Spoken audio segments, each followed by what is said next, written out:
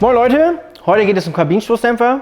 Bei diesem Kabinenstoßdämpfer gibt es ein paar Besonderheiten, beziehungsweise müssen wir ein paar Sachen darauf achten. Wichtig ist vom Einbau darauf achten, dass der Artikel spannungsfrei eingebaut wird. Dann natürlich auch auf die linke und rechte Seite darauf achten, dass sie beide gleichzeitig getauscht werden, nicht dass nur eine Seite getauscht wird. Hier ist noch ganz wichtig, beziehungsweise hier kann man den Artikel, einstellen. Das heißt, die verschiedene Federhöhe kann man links und rechts einstellen. Da müsst ihr darauf achten, dass die Höhe immer gleich ist. Wichtig ist auch, es muss nicht immer an diesem Kabinenstoßdämpfer liegen, sondern es kann auch wichtige andere Komponenten am Fahrerhaus sein, die ausgeschlagen sind oder defekt sind.